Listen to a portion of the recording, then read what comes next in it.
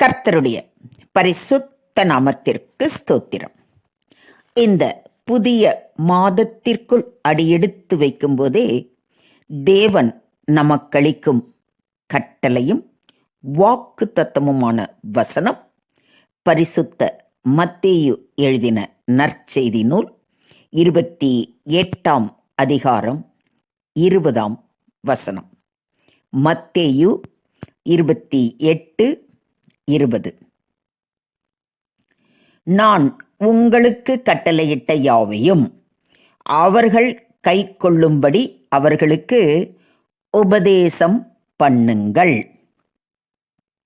இதோ உலகத்தின் முடிவு பரியந்தம் சகல நாட்களிலும் நான் உங்களுடனே கூட இருக்கிறேன். ஆமென். இது டிசம்பர் மாதம். டிசம்பர் மாதம் என்றவுடனே இயேசு கிறிஸ்துவின் பிறப்பின் நற்செய்தியை அறிவிக்கும் மாதம் என்ற சந்தோஷத்துடன் வீட்டை அலங்கரிப்பதும், ஸ்டார்ஸ் கட்டுவதும், குடில் அமைப்பதும், கிறிஸ்மஸ் ட்ரீ வைப்பதும் என்று ஒரே ஆட்டம் பாட்டம் கொண்டாட்டம்தான். ஆனால் இந்த மாத வாக்கு தத்தத்திற்காக தேவ சமூகம் அமர்ந்து ஜெபிக்கும் பொழுது தேவன், இன்னும் எவ்வளவு காலம்தான் என் பிறப்பையே கொண்டாடி கொண்டிருப்பீர்கள்? நான் இந்த பூமியில் மனிதனாக பிறந்து மனிதர்களோடு வாழ்ந்து மனிதர்களுக்கு போதித்து அவர்களின் பாவங்களுக்காக என்னையே ஜீவ பலியாக ஒப்பு கொடுத்து உங்களை ரட்சிப்பதற்காகவே உயிர்த்தெழுந்து வந்தேன். அப்படி வந்த நான் மீண்டும் வருவேன். அதற்குள் நான் விட்டு சென்ற பணிகளை நிறைவேற்றுங்கள் என்று கட்டளையிட்டேன். வெறுமனே கட்டளையிடாமல் உலகத்தின் முடிவு பரியந்தம் நான் உங்களுடனே இருப்பேன் என்று வாக்களித்தேன். என் கட்டளைகளை நிறைவேற்ற நீங்கள் என்ன செய்தீர்கள்? இப்படி ஒரு கேள்வியை என் முன்னாடி கேட்டார். இதுக்கு என்ன பதில் சொல்றதுன்னே எனக்கு நிஜமா தெரியவே இல்லை. ஆண்டவரே, என்னை மன்னியுங்கள், நான் என்ன செய்ய வேண்டும் என்று கேட்டபொழுது, இன்றைய வாக்குத்தத்த வசனமும் என் கட்டளையும் இதுதான் என்று சொல்லி இந்த மத்தேயு 28ஆம் அதிகாரம் 20ஆம் வசனத்தை எனக்கு தந்தார். இந்த வசனம் பெரிய கட்டளை அல்லது கிரேட் கமிஷன், அதாவது பெரிய பணிக்குழுவின் ஒரு பகுதி என்று ஆன்றோர் கூறுகின்றனர். இயேசு உயிர்த்தெழுந்த பிறகு தமது சீஷர்களிடம் தம்முடைய கடைசி உத்தரவை வழங்கினார். இதை குறித்து சற்று நேரம் நாம் தியானிப்போம்.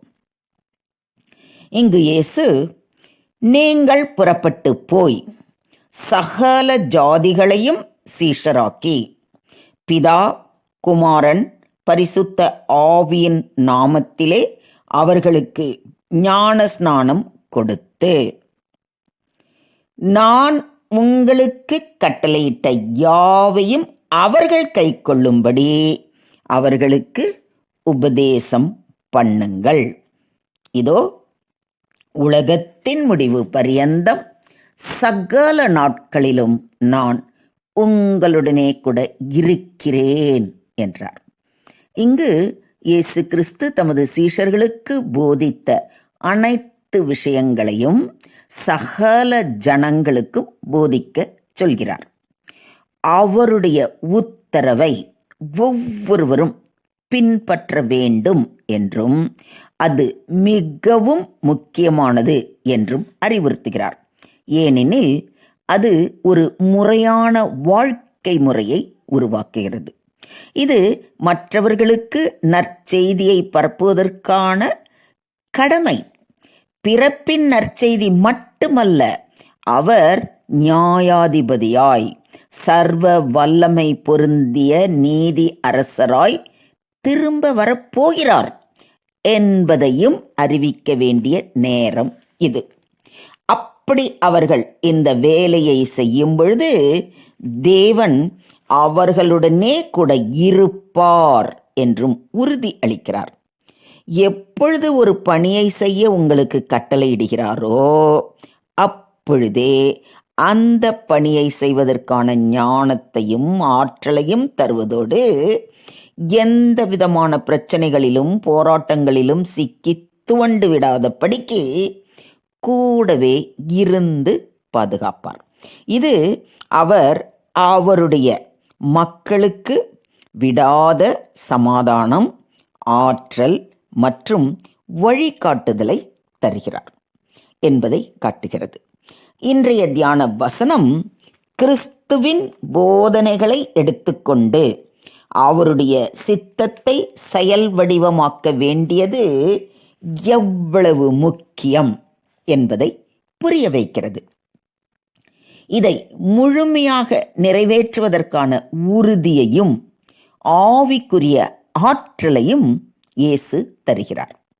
கிறிஸ்தவ சமூகம் புதிய நம்பிக்கையாளர்களை உருவாக்கி அவர்களை ஆன்மீக வளர்ச்சிக்காக வழிநடத்த வேண்டும் என்ற கடமைக்கு ஒரு அழைப்பாக கருதப்படுகிறது.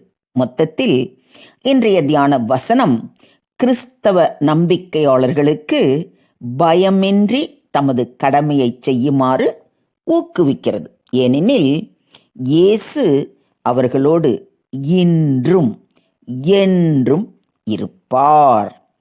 இந்த வசனத்தை இந்த மாதத்தின் வாக்குத்தத்தமாக தந்திருப்பது தேவனின் உறுதி மாறாதது என்பதை நமக்கு மிக்க தெளிவாக சுட்டிக்காட்டுகிறது. இயேசு நம்மோடு இருக்கிறார் என்பதில் உள்ள ஆறுதல் மற்றும் நம்பிக்கை வரப்போகும் புதிய ஆண்டின் தொடக்கத்திற்கு முன்னர் ஒரு ஆவிக்குரிய உறுதிப்பாட்டை அளிக்கிறது. இந்த மாதம் இந்த ஆண்டின் கடைசி மாதம்.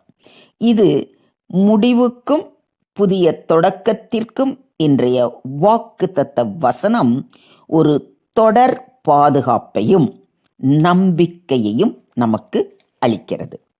வருடத்தின் இறுதியில் வருத்தங்கள், சோதனைகள் அல்லது புதிய ஆண்டு எதிர்பார்ப்புகள் இருந்தாலும் தேவன் நம்மோடு இருக்கிறார், இனியும் இருப்பார் என்ற அறிவு நமக்கு ஆறுதலாக இருக்கும்.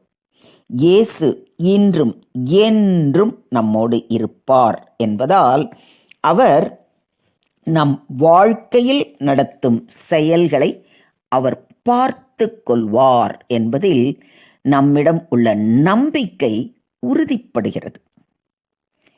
நான் உங்களுக்கு கட்டளையிட்ட யாவையும் அவர்கள் கைக்கொள்ளும்படி அவர்களுக்கு உபதேசம் பண்ணுங்கள் என்பது இயேசுவின் போதனைகளை பின்பற்ற நம்மை ஊக்குவிக்கும் அழைப்பாகும்.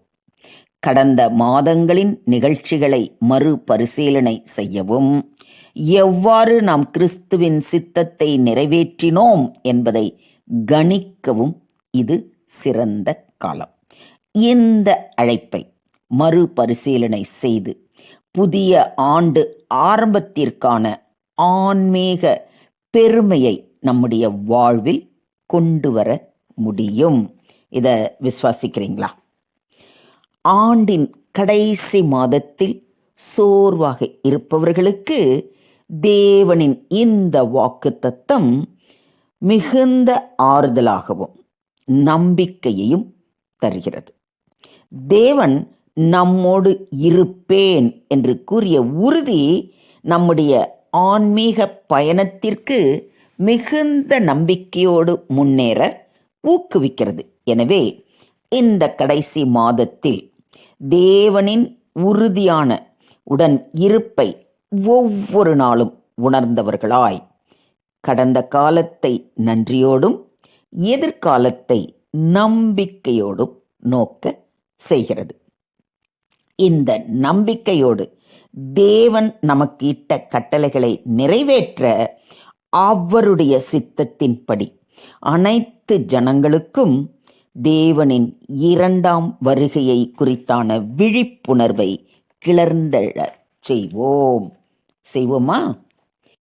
நீதியுள்ள நியாயாதிபதியாய் அவர் வரும்பொழுது அவர் முன் நிற்க திராணி உள்ளவர்களாய் நாம் அறுவடை செய்த ஆத்துமாக்களோடு அவரை வரவேற்க தயாராவோம். தேவன் தாமே நம்மை ஆசிர்வதித்து வழி நடத்துவாராக.